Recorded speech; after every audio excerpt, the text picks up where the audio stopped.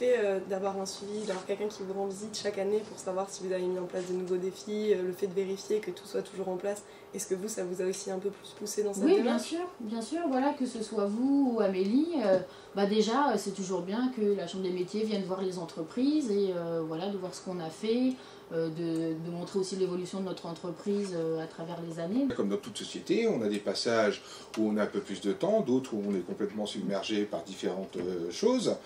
Et un petit rappel de temps en temps de la Chambre des métiers nous dit il y a déjà 3 mois qui sont passés et on n'a pas fait de cap supplémentaire. Donc oui, il faut effectivement revenir nous voir. Déjà, c'est un plaisir d'avoir des jeunes femmes comme vous qui viennent nous rencontrer. Et qui plus est, ça nous fait des rappels effectivement en disant le temps passe tellement vite qu'on ne s'est pas mis de nouveaux challenges.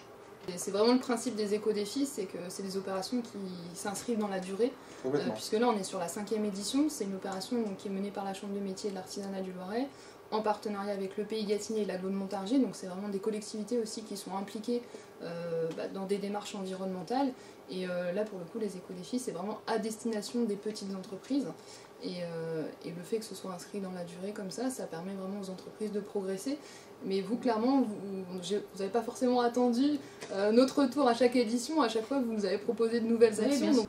Je souhaite à moyen terme que les entreprises de la localité gâtinaise, qui soient éco-défi argent ou éco-défi or, soient un peu plus sollicitées par les agglomérations, les communes, les administrations, parce que la localité gâtinaise devrait se pencher sur cette récompense de la Chambre des métiers en disant, voyez, vous avez des artisans, des petits entrepreneurs, des entreprises qui font l'effort de protéger l'environnement de vos localités, de votre région et de vos communes.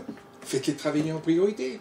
L'administration locale en disant notre chambre fait l'effort de lancer des éco-défis où les gens s'investissent, où il y a des investissements financiers, des investissements de temps, des investissements de passion pour nos enfants, nos petits-enfants et nos communes. Oui, faisons-les travailler. Moi, l'éco-défi fait partie d'une qualification aujourd'hui. Moi, je la ressens et je la reconnais comme une qualification. C'est pas simplement un petit autocollant où on s'est fait plaisir.